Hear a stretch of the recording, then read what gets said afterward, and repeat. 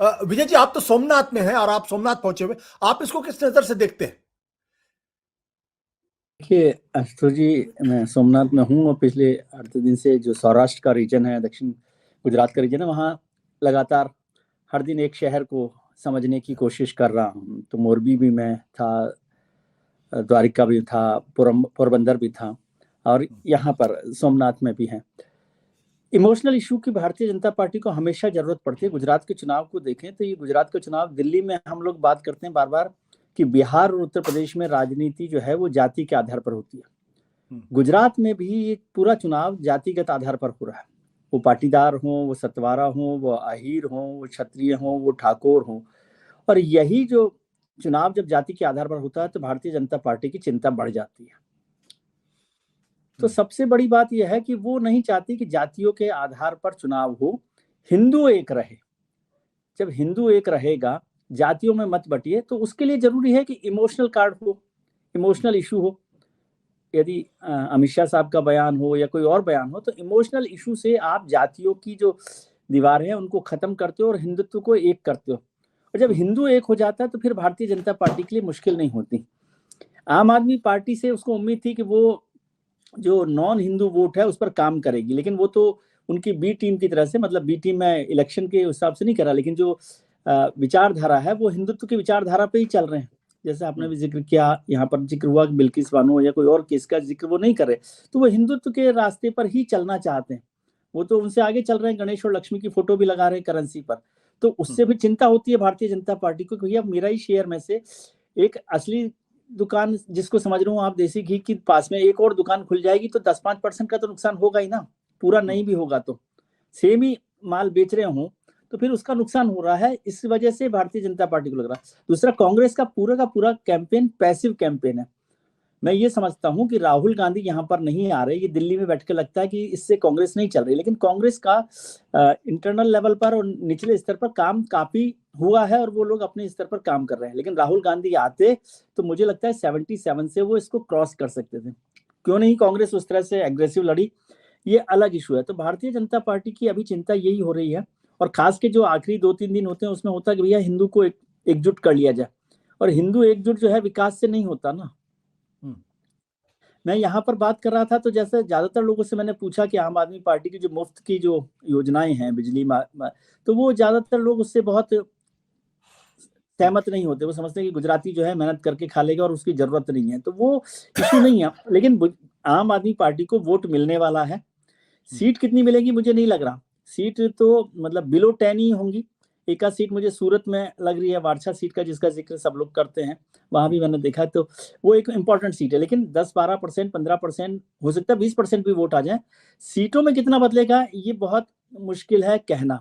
और भारतीय जनता पार्टी की चिंता यही है कि यदि वो इस सीट में वोट कर लेती है, क्योंकि बहुत सारी सीटें हैं, 12 सीटें ऐसी हैं जिन पे 1000 का डिफरेंस है, फिर 19 सीटें ऐसी हैं जहां पर बागी हैं, जिसको ज्यादातर लोग आजकल कह रहे हैं कि ट्रायंगुलर फाइट है गुजरात में। लेकिन वो triangle fight Congress, BJP rebel, तो बीजेपी वर्सेस बीजेपी रेबल और कांग्रेस, ये उसको ट्रायंगुलर फाइट की तरह से देख रहे हैं, आम आदमी पार्टी को नहीं देख रहे। तो वो बड़ी चिंता हो रही है। इसलिए कांग्रेस के 19 एमएलए ही करीब, मतलब 19 टिकट ऐसे हैं जो उसको कंपनसेट करने के काम में आ सकते हैं। एक तरह से वो किया जा रहा है। रेबल का जो है लगातार मसला बढ़ता जा रहा है और अंदरूनी तौर पर उसका नुकसान हो रहा है। तो कई सीटें ऐसी हो गई हैं जिन पर कमजोर वो रहा है, मार्जिन थिन रहा है। वो भारतीय जनता पार्टी के लिए चिंता की बात हो रही है। कांग्रेस ने एक स्ट्रेटेजी की है कि जो 55 सीटें भारतीय जनता पार्टी की मजबूत सीटें हैं उस पर कांग्रेस ने फोकस ही नहीं किया। उसने उनको छोड़ दिया कि इस पर काम लगाने की जरूरत नहीं है, बाकी की जो 127 सीटें उस पर काम करें। तो उससे भी एक बड़ा काम हो रहा है। इनका काम आम आदमी पार्टी ने भी अपनी सेलेक्ट कर रखी है सीटें, उस पर वो काम कर रहे हैं। तो यदि वो थोड़ा बहुत भी उसको नुकसान करते हैं, और उससे कई सीटें 5000-7000 की हैं, यदि उस पर नुकसान हो गया तो भारतीय जनता पार्टी को नुकसान हो सकता है। लेकिन ये 150 का जो बात है वो तो खैर नेता लोग हमेशा करते रहते हैं, मैं उसको बहुत सीरियसली नहीं लेता हूं।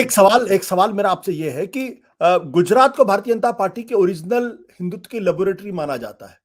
नरेंद्र मोदी वहां से आते हैं और गुजरात में भारतीय जनता पार्टी ने 2014-2019 में करीब 60% से ज्यादा वोट लिए लोकसभा के चुनाव में। जी। तो ऐसा इस बार क्या हुआ है कि जब उनको फिर से दंगों की याद दिलाने की जरूरत, क्या हिंदू कंसोलिडेशन जिसके लिए गुजरात जाना जाता था, क्या उसमें क्रैक दिखाई पड़ रहा है? जैसा कि आपने जातियों का जिक्र किया, क्या वाकई में क्रैक दिखाई पड़ रहा है, या बीजेपी डबली एश्योर्ड होना चाहती है, इंश्योर नहीं, करना चाहती है? क्रैक दिखाई नहीं दे रहा, वो उसको यूनाइट करना चाहती है, क्रैक नहीं है। वो जातियां जब अलग अलग होती हैं तो वो उम्मीदवारों को, अब जैसे बबूबा हैं द्वारका में जो 32 साल से एमएलए हैं, लेकिन वहां पर कांग्रेस के उम्मीदवार, अहीर उम्मीदवार आ गए हैं, तो वो उससे मुश्किल हो रहा है, क्योंकि वहां पर वोट का डिफरेंस बहुत ज्यादा नहीं था। और जो आम आदमी पार्टी के कैंडिडेट हैं वो सतवारा जाति के हैं, तो वो सतवारा ग्रुप भी अलग वोट दे देगा, तो एक बड़ा नुकसान उस तरह से होगा। और कांग्रेस, भारतीय जनता पार्टी हमेशा ऐसा कर रही है, ऐसा मतलब इस बार कर रही हो ऐसा नहीं है, हमेशा ही वो इसी तरह से चुनाव लड़ती है। 2017 का चुनाव भी उसी तरह से लड़ा गया, 2022 का चुनाव भी वो इसी तरह से लड़ रहे हैं। और एक बात का हमें उनको क्रेडिट देना चाहिए कि 27 साल से कोई पार्टी चुनाव जीत रही हो, सरकार में हो, और उसकी एंटी इनकम्बेंसी की बात पर भी हम सोच रहे हो कि नहीं उनको 150 सीटें मिलेंगी कि नहीं मिलेंगी, तो ये क्रेडिट तो उनके पास है कि 27 साल, हम तो एक चुनाव के बाद, एक सरकार के बाद एंटी इनकम्बेंसी के हिसाब किताब लगाने पड़ते हैं। कार्तिकेय जैसे प्रोफेसर साहब बैठे हैं, वो पहले दिन ही कह देते हैं कि ये इनकी एंटी इनकम्बेंसी इतनी है, तो 27 साल में कुछ एंटी इनकम्बेंसी को तो देना चाहिए। और ये चुनाव गुजरात सरकार के लिए लड़ा ही नहीं जा रहा, ये चुनाव पूरा का पूरा नरेंद्र मोदी जी लड़ रहे हैं, तो इसमें इस सरकार की एंटी इनकम्बेंसी को उन्होंने नेगेट कर दिया नरेंद्र मोदी ने। ये चुनाव ही नरेंद्र मोदी वर्सेस ऑल है, तो इसलिए एंटी इनकम्बेंसी इसका इशू नहीं है। सत्य हिंदी का ऐप डाउनलोड करें गूगल प्ले स्टोर पर।